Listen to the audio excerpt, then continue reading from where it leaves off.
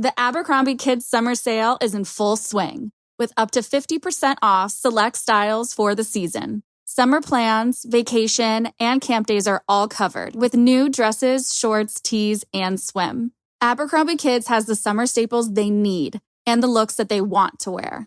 Shop in-store, online, or in the app. Offer applies to select styles as indicated. Discount applied at checkout online. Now more than ever, Lowe's knows you don't just want a low price, you want the lowest price. And with our lowest price guarantee, you can count on us for competitive prices on all your home improvement projects. If you find a qualifying lower price somewhere else on the same item, we'll match it. Lowe's, we help, you save. Price match applies to same item. Current price at qualifying retailers. Exclusions and terms apply. Learn how we'll match price at lowes.com/lowest price guarantee. When I first had a Xerox version of this book, I was at a school and I was reading it out loud to the kids, and I almost came to tears at this one page when they say goodbye to each other. Because it's such a funny spread, because George, when they decide to be apart, to be alone, George really, he doubles down with Lenny and says, you sure you want to be alone? And Lenny says, yes, George, I do. And then you turn the page and George, slump-shouldered, is walking away saying, well, goodbye, Lenny.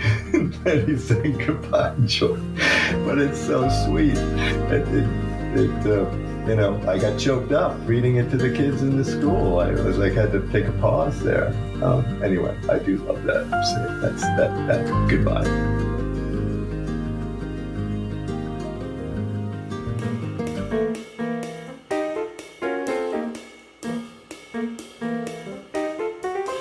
Hey everyone, I'm Bianca Schulze, founder of the Children's Book Review, and this is the Growing Readers Podcast.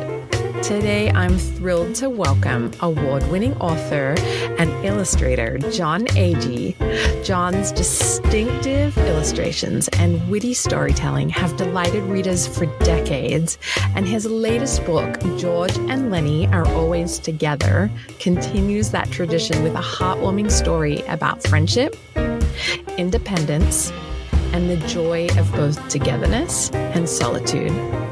Jon is the author and illustrator of many, many, many acclaimed books for children, including the Boston Globe Horn Book Award honor winner, It's Only Stanley, and the ALA notable books Little Santa, Terrific, Milo's Hat Trick, and the incredible painting of Felix Clouseau.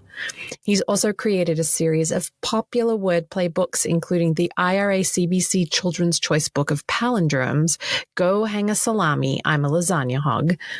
Jon grew up along the Hudson River in Nyack, New York, and studied painting and filmmaking at the Cooper Union School of Art in New York City. Now a full-time author, he lives in San Francisco with his wife, Audrey, and I can't wait for you to dig into Jon's creative process and hear the story behind George and Lenny's delightful adventure. But first, here's the synopsis for George and Lenny Are Always Together.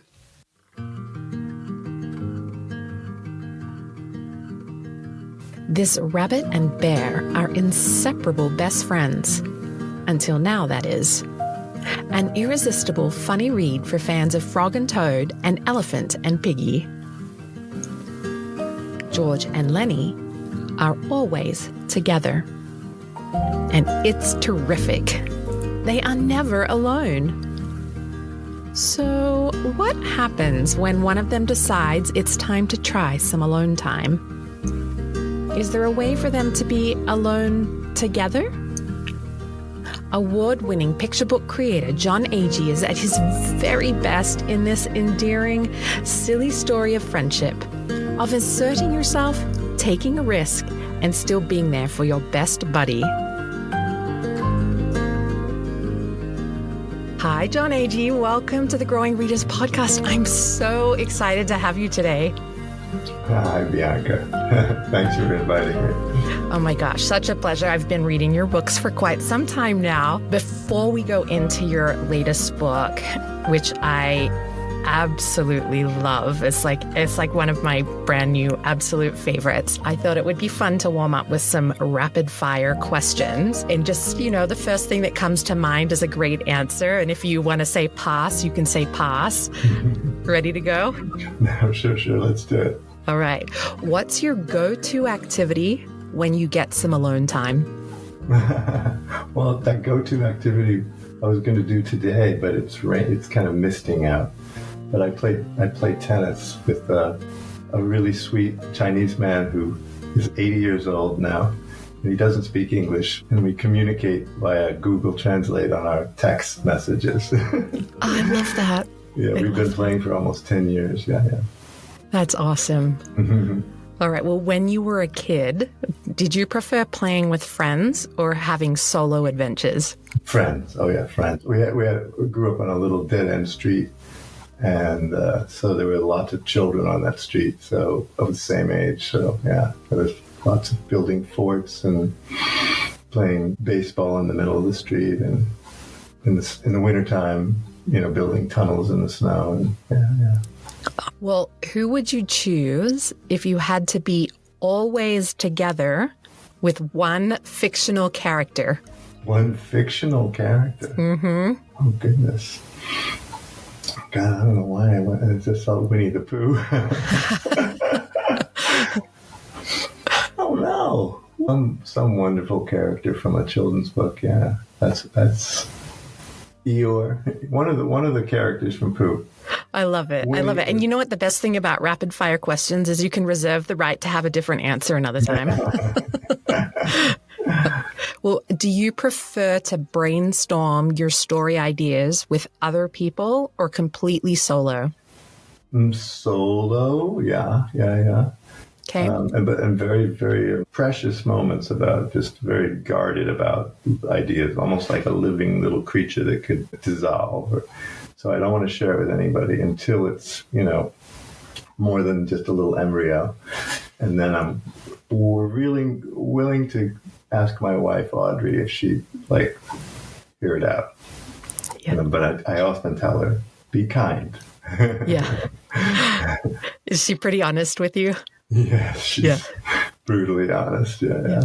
I love it. Well, it's actually funny because I feel like I'm going to go back to the rapid fire questions, but I feel like this is a fun tangent, is that often when there's an up and coming author, somebody that's working on a book, they say you need other people besides your family members to read your book, because family members will be maybe overgenerous with their kindness, But I have had the complete opposite experience. My family is brutally honest, and I always start with them. Yeah, no, with Audrey, I mean, sometimes I would say 50% of the time I say, okay, enough, you have to leave. You said your piece. I love it. Kind of slouch back to my room and pick up the pieces. Funny. All right, well, let's go back to the rapid fire. So are you a morning time creator or a night owl illustrator? Mornings are really fertile. The early mornings are precious times to doodle and sketch out thoughts for stories that I'm working on. But I used to be a night owl, but then I think as I got older, it was unsustainable to stay up till 3 or 4 in the morning. Yeah. Those are interesting days. Back when I was in my 20s and 30s. Yeah. Well, what's your favorite spot to be alone and work on your illustrations? A very comfortable couch or chair, very comfortable, just in a quiet, maybe the dog is next to me or something, but just quiet. And the couch, I guess, the couch is a good spot too. Yeah. Yeah. And then I think I know the answer to this one, but I'm going to ask it anyway. Digital tools or traditional art supplies or both? Traditional, yeah. I draw everything and paint everything on paper, but then I scan it into the computer. I've been doing that for the last 5-6 years or something, so I came to it a little late, but yeah. Yeah. What's one thing you absolutely must have with you when you're creating? It's not a talisman, or there's no I don't develop a little rabbit's foot or anything like that. I don't know. I love to... we're going to have to pass on that one because I don't know if I have a favorite thing. I like to look up at my bookshelf. Okay, perfect. And bring books down, and I never cease to get inspired by other people's books. Okay, well then on that, which book was the last book to inspire you the most? Beatrice Alemania, she's a young illustrator I think she's in Paris, although I think she's Italian.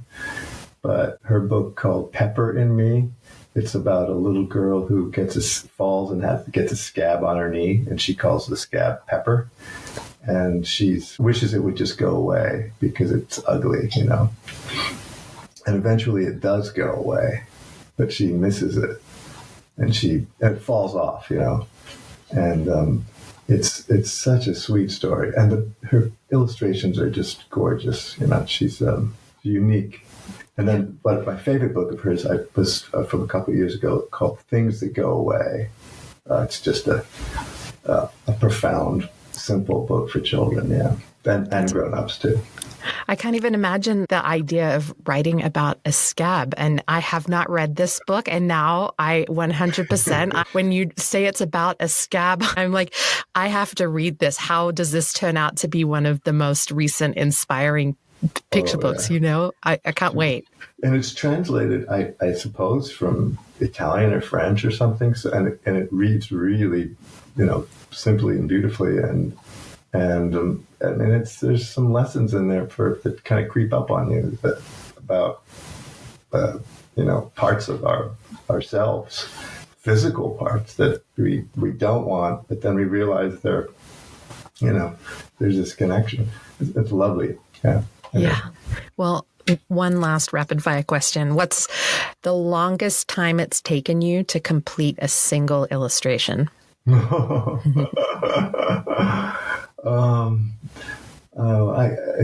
I can think of a book that I did years ago called Terrific, about a grumpy guy who gets marooned on a little island with a parrot. But there was a picture I did that I must have done so many versions of it, and I saved them and would give the old ones away 20, 30, 40 times I redid it. That's not including all the pencil sketches before that, So, but I remember that one because in the end, when I got the final picture that's in the book, it's one of those experiences where my publisher used to say, "Well, why didn't you think of that in the first place?" He always say that. Yeah. I always think sometimes we keep trying to come in the front door to solve a problem, but sometimes you have to climb down the chimney or through the window, right? And right. But it takes a while to figure it out. Well, what I often think is space, is putting a picture, putting it away for a while and coming back. And sometimes that distance you get from having worked on something again and again, day after day, putting it aside can be kind of revelatory when you come back maybe a week or two later and say, what was I thinking? Yeah. Here's how to do it. Yeah. Well, I have a question that I ask everybody when they're first-time guests, and it's to be a writer. They say you need to be a reader first. So was there a pivotal moment in your life in which you first considered yourself a reader? Yeah. Sure. Yeah. I don't know when we're actually reading is, Edward Lear's Limericks, the nonsense book. When those were 6-line poems, and they were funny poems about grown-ups doing silly things to themselves. I remember reading those. That must have been an early reading experience where my mother read them to us. There was an old lady from Chertsey who had a remarkable curtsy. She twirled round and round till she sank underground, that remarkable woman of Chertsey. And they were easy to catch on because of the rhyme. But that was probably an early reading experience, yeah. Yeah, and do you think it was more I'm just thinking, The little golden books. Margaret Wise, the friendly book was a one. I like cars, red cars, green cars, sport limousine cars. I like cars. Yeah. Still have that book. Yeah. The cover is missing, but yeah. It sounds like maybe you were drawn to humor, obviously, but also rhythm. Maybe you connected with the rhythm of those. Yeah, I think that's a good point. Yeah, for sure. Rhythm and poetry, and poems, yeah, for sure. Yeah. Years later, in fact, I ended up writing the lyrics and the story for a couple of children's musicals, which I absolutely loved that experience. I loved writing the lyrics and liked writing the story and seeing the kids perform this musical. A lot of rhythm in that, but it wasn't a career that was sustainable. Yeah. Well, what was it that motivated you to create books for children initially? And on the other end of the spectrum on that, what's guiding you now? Mm-hmm. And has anything changed for you since you first entered the industry? So what motivated you to start with? What's guiding you now? And what's changed in between? Oh, okay. Well, that's good. 3 parts. First part, I thought it was sort of accident that I just got into the business kind of accidentally, which I kind of did. I was in New York and I just graduated from art school and I was looking for something to make a living back in the late 70s, early 80s. And I thought, okay, I'll just do these little drawings and see if I can get them published, because New York had so many publishers back then. It hadn't consolidated into Penguin and Random House. So you could just walk into these dusty offices and meet an actual editor. And, there wasn't much money in it, but rent was cheap too. So, yeah. But when I look back at my childhood, my sister, and we're twins, and she's an artist. She does ceramic art. She shows her work in a gallery. And when she was doing pictures, we were both doing pictures as kids, but my pictures were often part of stories. Some of my earliest pictures are John. I could write my name John, and I could write the word book, John Book, and I loved the idea of turning the pages. And my mom would write in I would tell her the story, and she would write in the words. It was something I didn't really kind of understand until several years ago when I thought, God, I've been writing books since I was a little kid. It just was kind of destiny, I guess. I don't know about destiny, but it was meant to be, I guess. So that's probably how I migrated or gravitated towards publishing. I didn't know it at the time, but it was pulling me in, Yeah. Now, the second part of that question was guiding me now. Probably the similar things that have always guided me, which is the art of telling a good story, of the challenge of drawing a reader in and keeping them amused and entertained and of course myself too, and into a kind of a little bit of kind of an adventure or a journey that has enough heft, enough substance in it that you feel at the end this unique satisfaction of like, wow. And an ending where you are kind of maybe possibly surprised, but also you want to read it again. Yeah. And that's a challenge, continues to be a challenge, because I fill notebooks filled with that. They're filled with story ideas that none of them ever see the light of day. I mean, they're great ideas for a premise for a story, or they have, they might have a great little passage that could be a story, but they never coalesce into the final, to the 32-page thing that is this picture book, which is also its own unique kind of story, as you know. Yep. Having done them yourself is how to kind of weave together text and pictures to where the pictures are dynamic, and there's things that pictures are informing you that the text steps back and the pictures step forward. All that that stuff is, the fine tuning of book, and how illustrations are like that one I was just telling you about that I did so many times over. How to kind of extract the most out of a picture to make it be faithful to the story, to the drama and the.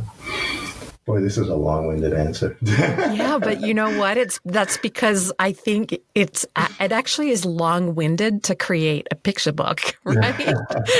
Right? I mean, sometimes the manuscript might come fully formed in your mind, right? Yeah. But then by the time that you are creating those nuanced moments between, well, you create the art. I only write words. I don't create the art, but to then combine the art and to, finesse it so perfectly like you do, that is long-winded. So I love a long-winded answer. And I feel like so many people come on and they're like, wait, that was a really long answer. And I'm like, it didn't feel long to me. I was lost in it. I want to absorb all of this creativeness and beautiful, rich storytelling that you're able to do. So I like that answer. But I want you to add to it because I want to know the in-between part. So maybe in the way that you create, it hasn't changed.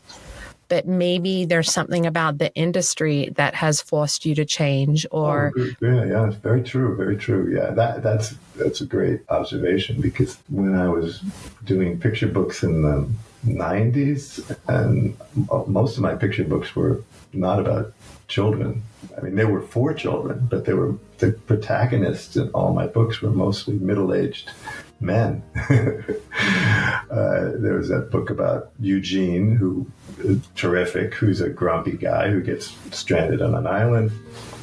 There was a book about a painter named Felix Clouseau, who paints a duck which quacks. There's a book about an antique dealer named Otis. In fact, Emily Jenkins wrote a review of one of my books in the New York Times back then, and she said that her quote, I'll never forget it, was, "Jon Agee has made a career out of chronicling the masculine midlife crisis for preschool readers."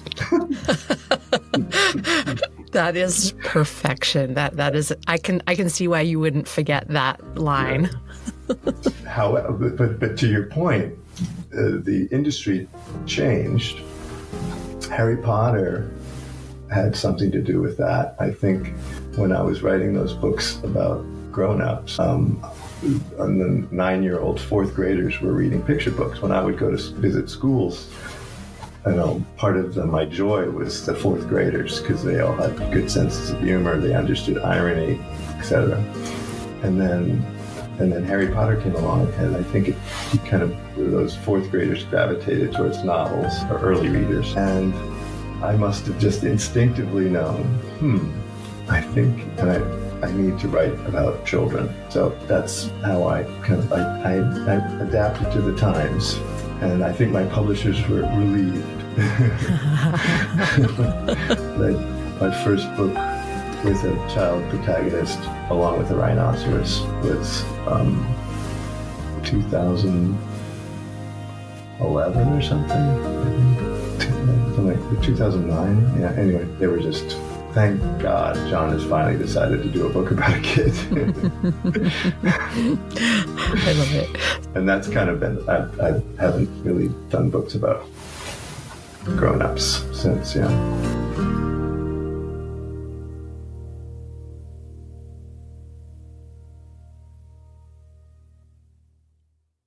Close your eyes, exhale, feel your body relax, and let go of whatever you're carrying today. Well, I'm letting go of the worry that I wouldn't get my new contacts in time for this class. I got them delivered free from 1-800-CONTACTS. Oh my gosh, they're so fast. And breathe. Oh, sorry. I almost couldn't breathe when I saw the discount they gave me on my first order. Oh, sorry. Namaste. Visit 1-800-CONTACTS.com today to save on your first order. 1-800-CONTACTS. Have you ever spotted McDonald's hot, crispy fries right as they're being scooped into the carton? And time just stands still. Ba-da-ba-ba-ba. So I think we need to dig into the new book now. George and Lenny are always together. Sometimes when I love a book so much, I don't even know what to say about it, but this one like hits the spot. So what inspired you to create the characters of George and Lenny? And was there a specific friendship or relationship that influenced their dynamic for you? Like, where did they come from in your mind and your heart? I've been playing around with the idea of animals, two animals. And I know there have been so many books for children with bears and rabbits. And so this is territory that's been traveled many times. There must be a reason why there's so many books about bears, because bears, they stand on 2 feet. You know, they're just kind of adorable, but they can be all kinds of bears. There's a lot of different personalities you can extract from a bear. And a lot of my ideas for stories come from drawing people talking to each other. You know, mostly people, children talking to grown-ups, children talking to animals. And something out of this dialogue often turns into a story. In this case, it was a bear talking to a rabbit. And it was sort of like comic books, just dialogue. And I think it was that first line where the bear is very happy. They're so friendly. He's saying, you know, notice we were always together. And sometimes my mind just goes literally, you know, like sort of almost like stand-up comedy. It's like you take the line literally and you play it out and you say, well, what if they were always together? That would be kind of strange that they're never alone. And what if one of them, a lot of what ifs, you know, what if one of them decided, hey, I'd like to see what it's like to be alone? And then that kind of helped establish the personalities of each character. The rabbit suddenly evolved into a more cerebral, and the bear was more of a childlike kind of loving, sweet person, and the rabbit was more analytical, like, you know. And so that's where it started. It's funny because I think there's parts of both characters in me, you know. So I think there's elements to both characters that, you know. That came naturally to me because I can identify with both George and Lenny, that very naive, childlike bear and that kind of analytical, intelligent, you know, questioning rabbit. Yeah.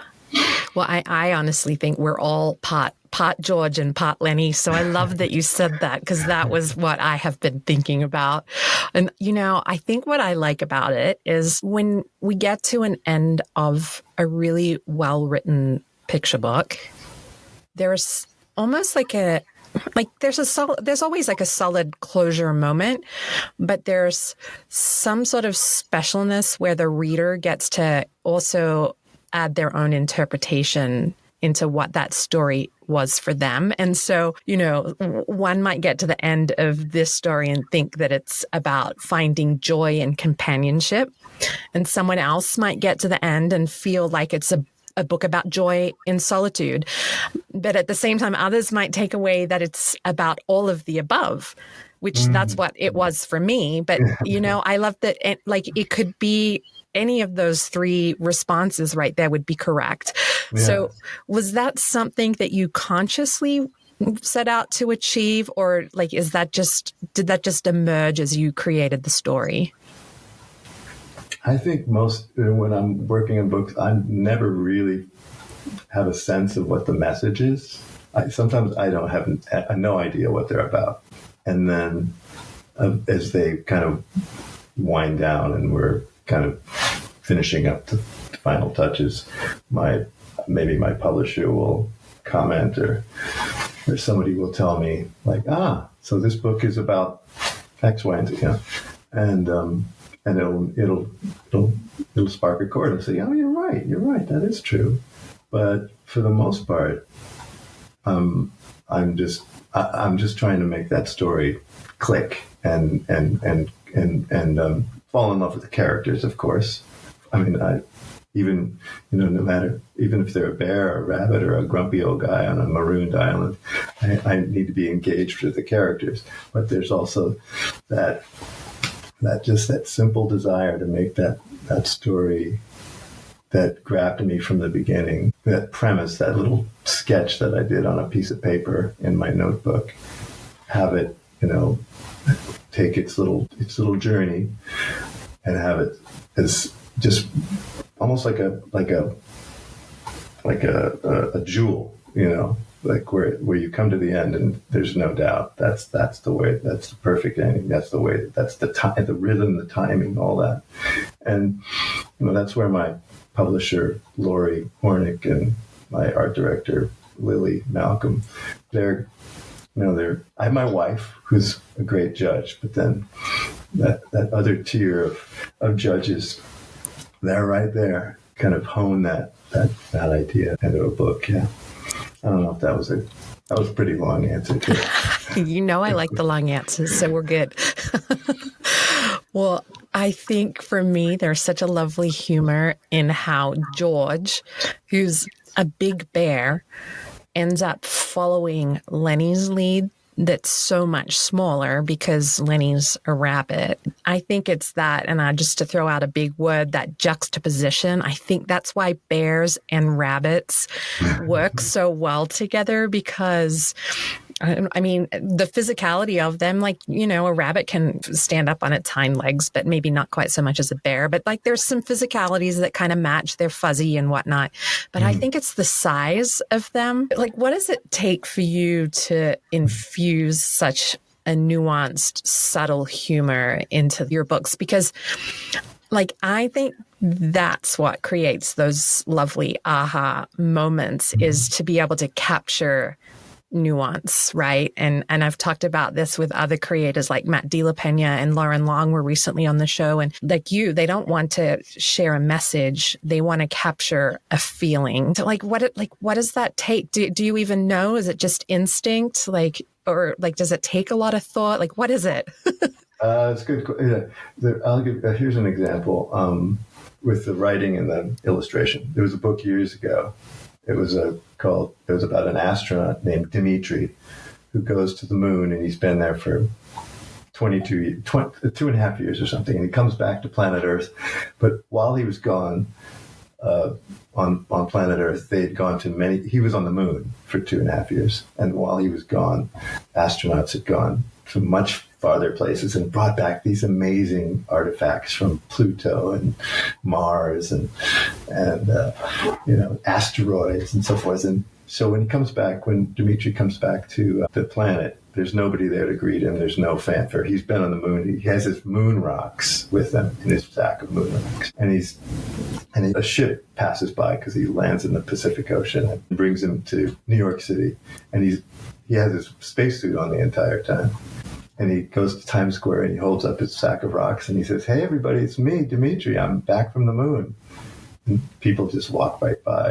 It's New York. Who cares if a guy's wearing a spacesuit? And so he figures something is wrong here. I've been on the, while I was gone on the moon, nobody's here to greet me. So he goes to the Museum of Intergalactic Space History or something like that to see what's been happening while I was on the moon. And sure enough, there's this exhibit with all this amazing interplanetary relics that have been brought back to the planet Earth. And originally, the words described everything. Dmitri saw, a Venusian, splurge. There was a fragment of the ring of Saturn. There was a Plutonian asteroid or whatnot. And you see him looking up at all this. He's a tiny little guy. My publisher said, "Well, this is a lot of text, John. Why don't you just, in the picture, in the illustration, you can have all those things that you're describing in the text, but just put little signs next to each one of those things, fragment of the ring of Saturn, Venusian." So the text was basically 1 or 2 sentences long. We went from this long description of everything he saw to just, I think the text in the end said, "The exhibition had changed while he was away. Dmitri was impressed." No description of all the things he was seeing because you saw them there. Yeah. You didn't need to have all this exposition, this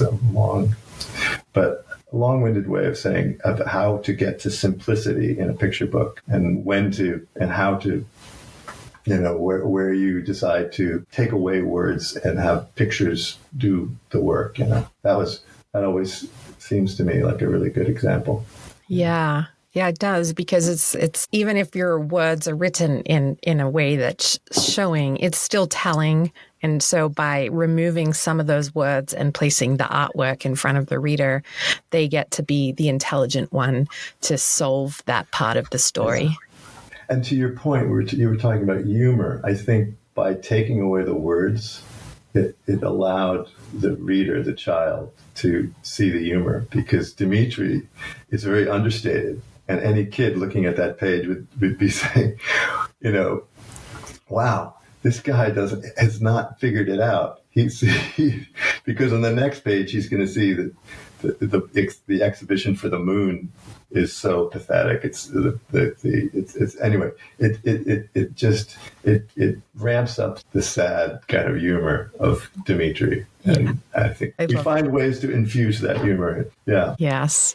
Well, with George and Lenny, I feel like you have a really distinctive style of artwork, but do you want to walk us through your creative process for this book? Was it the same as recent books? I imagine it was pretty similar, but just walk us through that creative process. Well, George, this was unique in a way because it was very, very simple pictures with no, the only background was a playground with no horizon line. And so the playground is your swing set, seesaw, slide, parallel bars, or jungle gym, and then finally a treehouse or whatever, a little house. So that was unique, but it was so dialogue driven, and the dialogue was so simple that a child could read it just simply, that I felt like it didn't need too much detail in the rest of it. Just focus on their expressions, their body, their gestures, but the important thing was that they continue to move through the book. So there's not much static. There's always movement. Even when the rabbit finally ends up in the little tree house, he sits there for one spread and looks around and sees all the things that are inside the treehouse. But then the next page, he's involved with each item, all the little toys and art supplies and so forth. So that was kind of unique, I guess. Yeah. I'm working on a sequel for the book in which there's much more going on in the spreads. But George and Lenny, this one, I liked the fact that it was a very minimal. It was focused on their dialogue. So is there a particular scene or moment in George and Lenny Are Always Together that is a favorite for you, or a moment that you love the most? Oh, and I read this too when I first had a Xerox version of this book. I was at a school and I was reading it out loud to the kids, and I almost came to tears at this one page when they say goodbye to each other. Because it's such a funny spread, because George, when they decide to be apart, to be alone, George really, he doubles down with Lenny and says, "Are you sure you want to be alone?"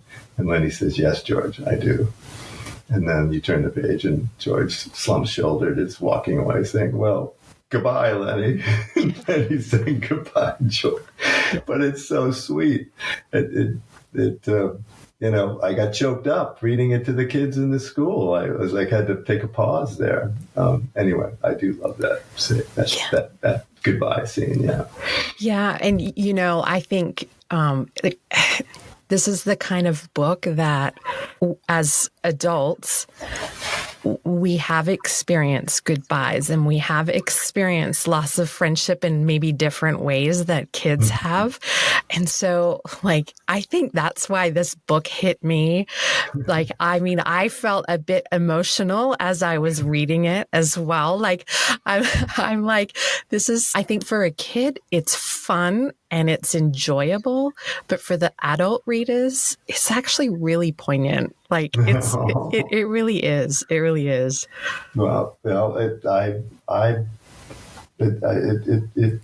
does it for me too. That page. Well, I mean, I think there's a sweetness to this book that is maybe more unique than other books I've done. I mean, the connection between these two, it's very gentle, you know.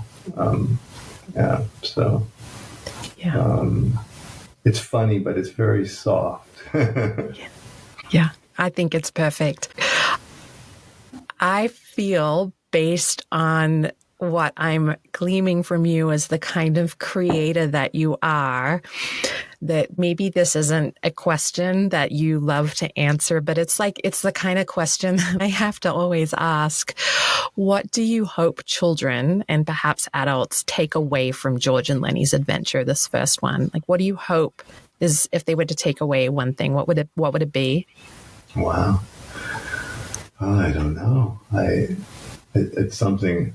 I mean, I'll tell you, the only experience I have is less thinking about that right now, but when I'm reading to kids at schools, and which I usually tell books when I'm at school, so I'm kind of entertained, I'm kind of performing the books. So maybe that's not fair. But when I'm reading to a kid and I notice that it really riveted to the story, I have no idea what's going through their minds. But when they want to read it again, that's sweet. I did a book called The Wall in the Middle of the Book, and kids were asked like what they had learned from that book. And it's kind of to something you said earlier, which is all the different things you can glean from the same story. They sent me this class and 10 different things that they'd all felt that you could learn from that book. You know, don't judge a book by its cover. It's good to think before you make a judgment. It was lots of different things that they learned. Well, I guess they learned from that book. I don't really ever think too much about what kids are learning. I guess my motivation is to engage with them, to make them think, and to make them laugh. I do want them to be amused. I really do find, that's important to me. But also to expand their imagination, too. I think there's some part of my books there that I figure they're like, whoa, how did he do it? I didn't expect that story to go this way. Or I set up a premise which is kind of implausible, and then it all makes sense. There's a logic to it that it can see that, yeah, that's true. There's a book I have where a kid gets a rhinoceros from a pet store, takes it home, and throws a ball and a stick and a frisbee, and the rhinoceros just stands there. And then he calls a rhinoceros expert, and she explains that a rhinoceros can only do two things. They can either pop a balloon with their horn or poke a hole in a kite. And so he thinks, I don't know about that. And then it turns out the rhinoceros doesn't even do that. But in the end of the book, the rhinoceros not only can pop a balloon and poke a hole in a kite, he foils a robbery by popping a balloon that the robber's getting away in a hot air balloon, and he pops the balloon, and then the other robber's getting away in a hang glider kite, and he pokes a hole in that. So in the end of the book, as I say to the kids, so the police run up to the little kid and, is this your rhinoceros? And the kid says, yes. And says, well, you got a very special one. You can pop balloons and poke holes in kites. And the kid says, yeah. And you might have also noticed that he gets on the back of the rhinoceros, and he can fly too, you know. So, there's elements to that which, you know, the kids just go with it, and their imagination is like, yes, that rhinoceros can fly. There's always going to be one kid who says, and they've asked me this, excuse me, how does that rhinoceros fly? I say, well, it moves his legs really, really fast. Oh, man. I love it. Yeah. Well, Jon, it has been such a delight talking with you today about George and Lenny Are Always Together. And, you know, I cannot tell you enough how happy this book has made me because of the way that you've so cleverly captured that delicate balance that I think we all need in our lives, the comfort of deep friendship alongside the growth that comes from independence.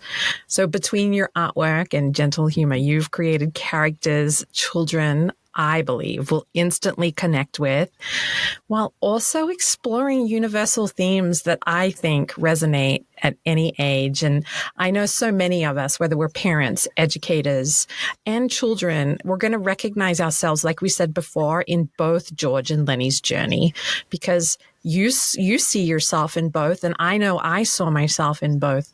So I just want to thank you for crafting a story that reminds us that true friendship gives us both roots and wings, even if we're rhinoceros.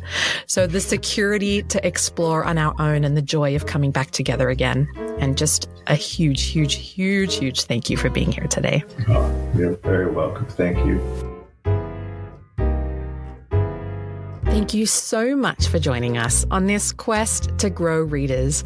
I hope you loved this wonderful conversation with Jon Agee. If you enjoyed the discussion today, I encourage you to explore more of Jon's books, from his wordplay collections to his picture books featuring grumpy middle-aged men, and now his adventures with George and Lenny. Jon's distinctive style and storytelling continue to captivate readers of all ages. You can learn more about Jon and his extensive body of work by visiting his website at jonagee.com. And if you'd like to pick up a copy of George and Lenny Are Always Together, which I highly suggest you do, you'll find links to order in our show notes. Don't forget to subscribe to the Growing Readers podcast for more conversations with your favorite children's book creators. And if you'd like to get some book recommendations delivered straight to your inbox, we've popped our email list sign-up link in the show notes. The Growing Readers podcast is a production of the Children's Book Review. For more fantastic books, just like Jon Agee's George and Lenny Are Always Together, I hope you'll visit us at thechildrensbookreview.com.